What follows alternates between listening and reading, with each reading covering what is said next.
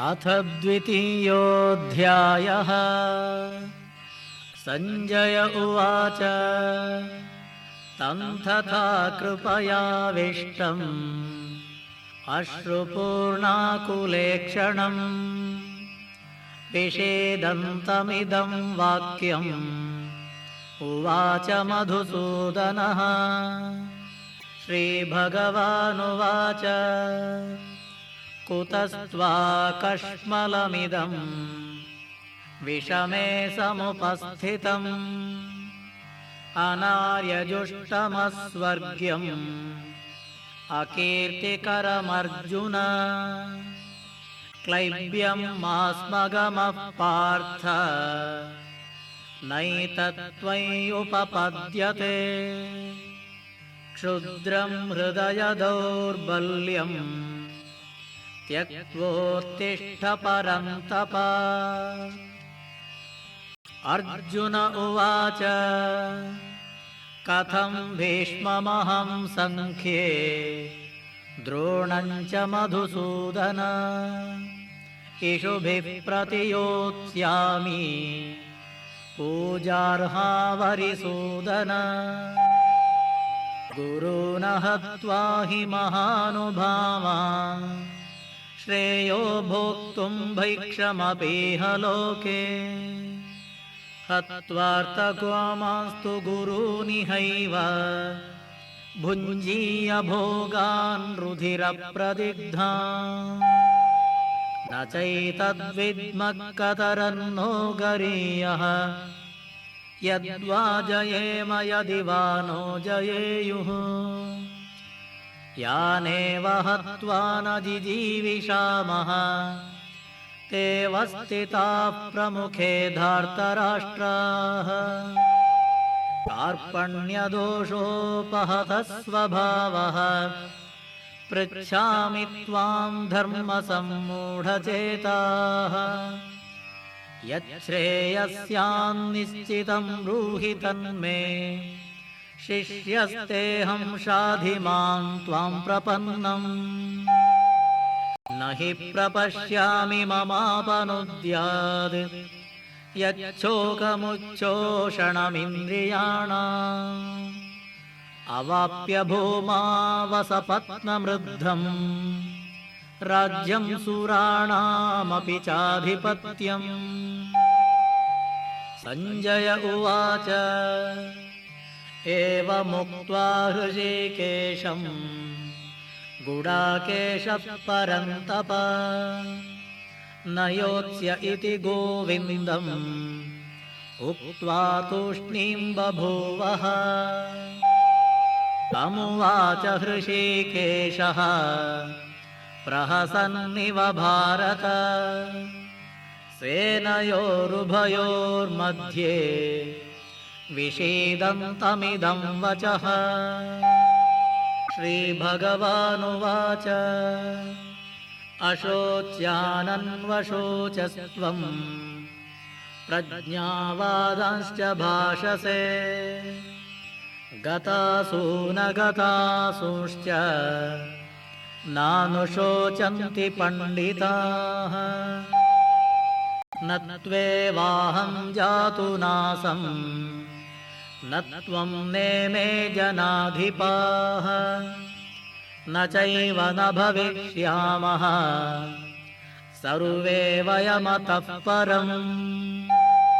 देहिनोऽस्मिन् यथा देहे कौमारं यौवनं जरा तथा देहान्तरप्राप्तिः धीरस्तत्र न मुह्यते। मात्रा स्पर्शास्तु कौन्तेय शीतोष्णसुखदुःखदाः। आगमापायिनो नित्याः तांस्तितिक्षस्व भारत। यं हि न व्यथयन्त्येते पुरुषं पुरुषर्षभ। समदुःखसुखं धीरं सुमृतत्वाय कल्पते। नासतो विद्यते भावः नाभावो विद्यते सतः उभयोरपि दृष्टोऽन्तः त्वनयोस्तत्त्वदर्शिभिः अविनाशि तु तद्विद्धि येन सर्वमिदं ततं विनाशमव्ययस्यास्य न कश्चित् कर्तुमर्हति अन्तवन्त इमे देहाः नित्यस्योक्ता शरीरिणः अनाशिनोत्प्रमेयस्य तस्माद्युध्यस्व भारत य एनं वेत्ति हन्तारं यश्चैनं मन्यते हतम् उभौ तौ न विजानीतः नायं हन्ति न हन्यते न जायते म्रियते वा कदाचित् नायं भूत्वा भविता वा न भूयः अजो नित्यः शाश्वतोऽयं पुराणः न हन्यते हन्यमाने शरीरे वेदाविनाशिनं नित्यं य एनमजमव्ययम् कथं स पुरुषः पार्थ कङ्घातयति हन्तिकम् वासांसि जीर्णानि यथा विहाय नवानि गृह्णाति नरोपराणि तथा शरीराणि विहाय जीर्णानि अन्यानि संयाति नवानि देहि नैनं छिन्दन्ति शस्त्राणि नैनं दहति पावकः न चैनं क्लेदयन्त्यापः न शोषयति मारुतः अच्छेद्योऽयमदाह्योऽयम् अक्लेद्यो शोष्य एव च नित्यः सर्वगतस्थाणुः अचलोऽयं सनातनः अव्यक्तोऽयमचिन्त्योऽयम् अविकार्योऽयमुच्यते तस्मादेवं विदित्वैनं नानुशोचितुमर्हसि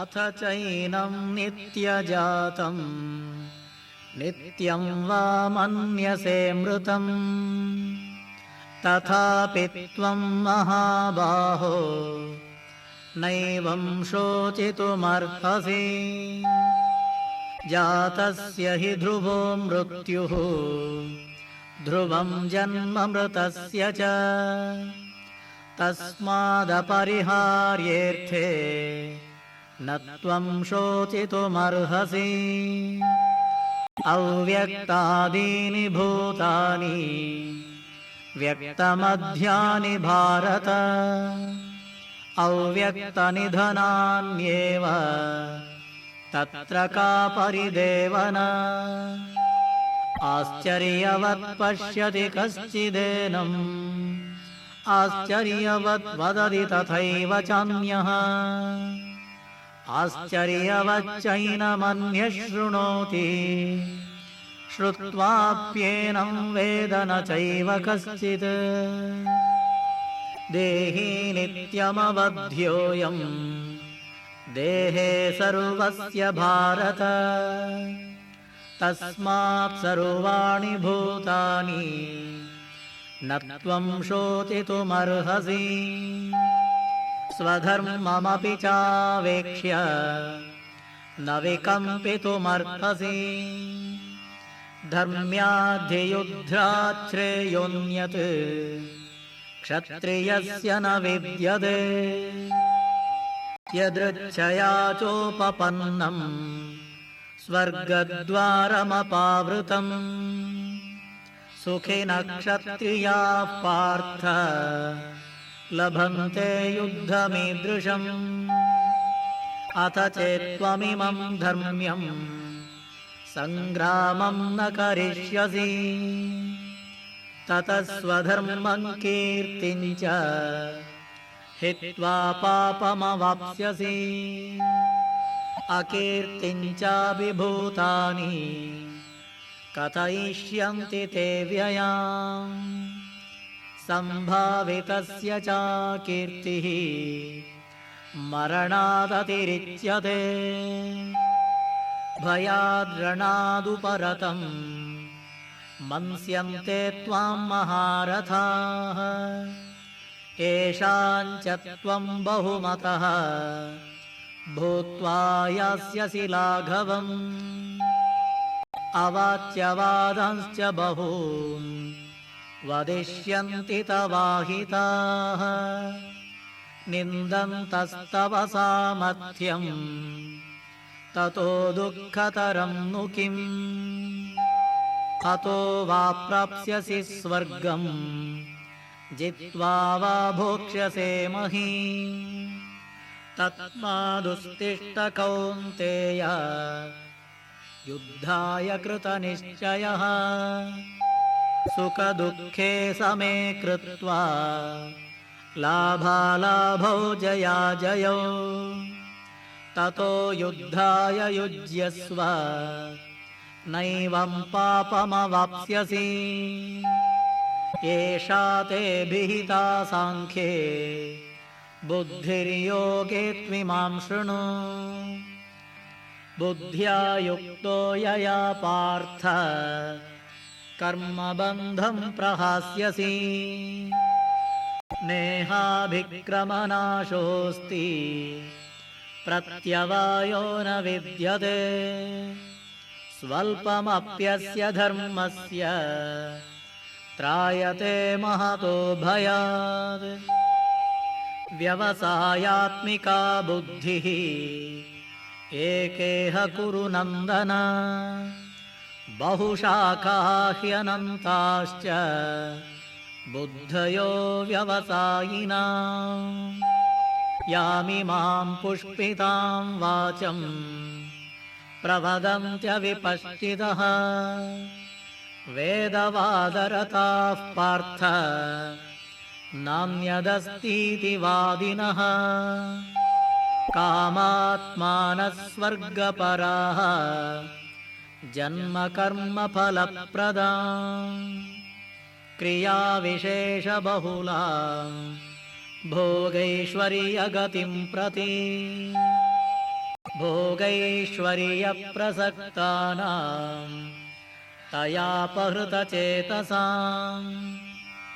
व्यवसायात्मिका बुद्धिः समाधौ न विधीयते त्रैगुण्यविषया वेदाः निस्त्रैगुण्यो भवार्जुन निर्द्वन्द्वो नित्यसत्त्वस्थः निर्योगक्षेम आत्मवान् यावानर्थबुधपाने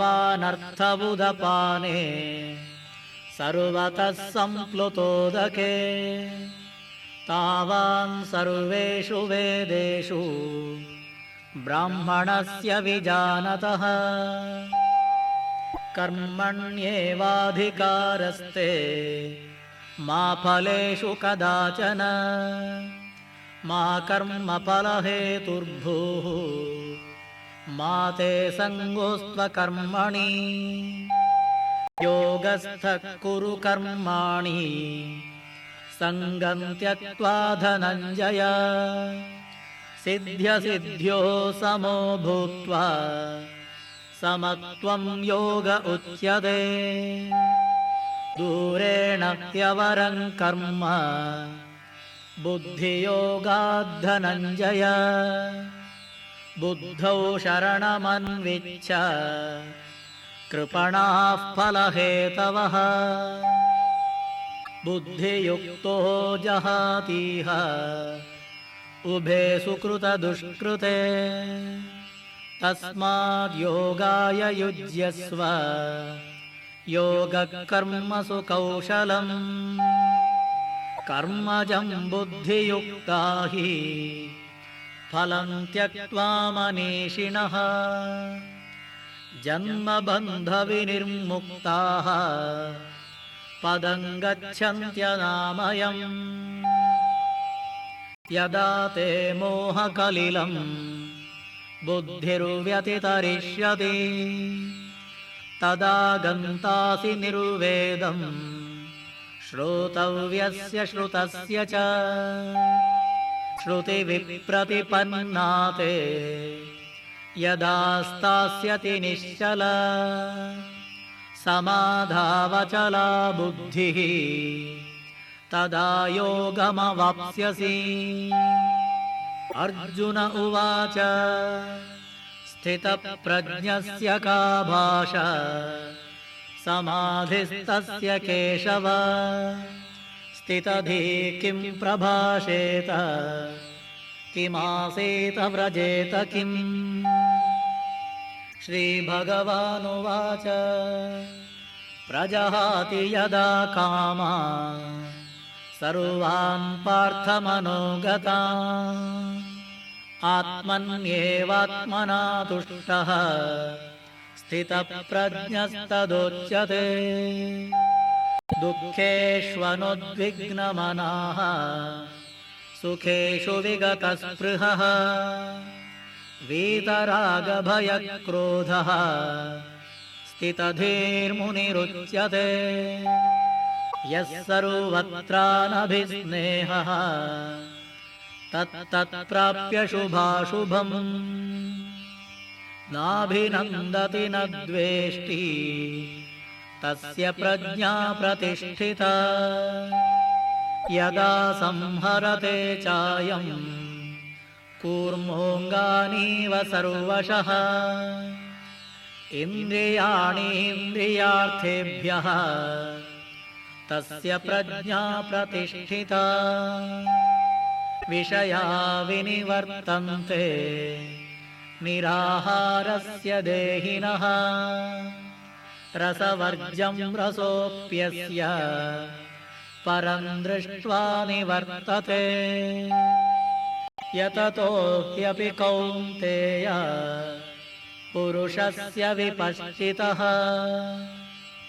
इन्द्रियाणि प्रमाथीनि हरन्ति प्रसभं मनः तानि सर्वाणि संयम्य युक्त आसीत मत्परः।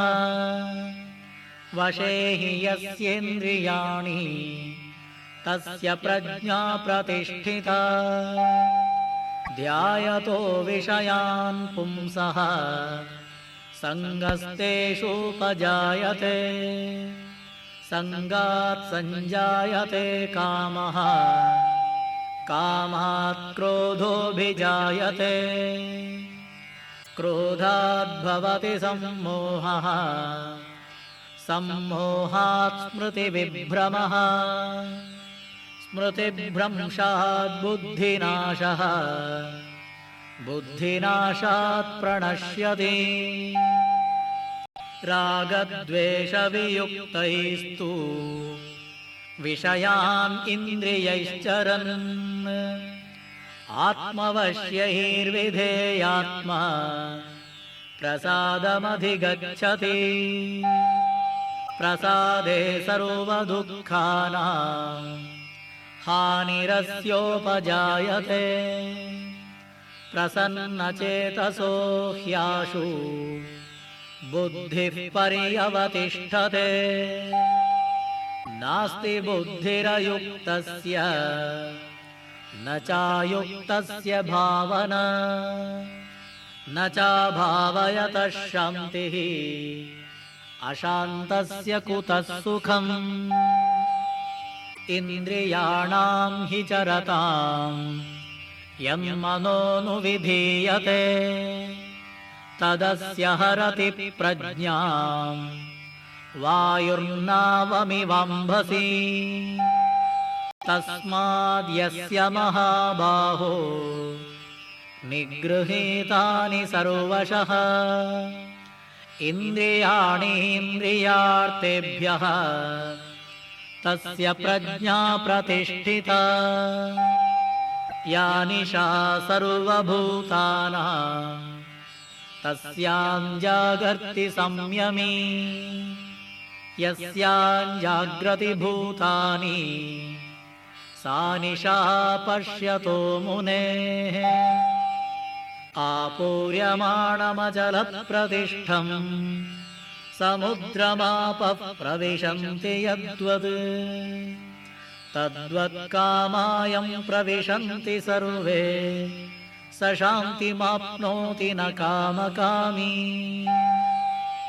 विहाय कामान् यः सर्वान् पुमांश्चरति निःस्पृहः निर्ममो निरहङ्कारः स शान्तिमधिगच्छति एषा ब्राह्मी स्थितिः पार्थ नैनां प्राप्य विमुह्यते स्थित्वा स्यामन्तकालेऽपि ब्रह्मनिर्वाणमृच्छति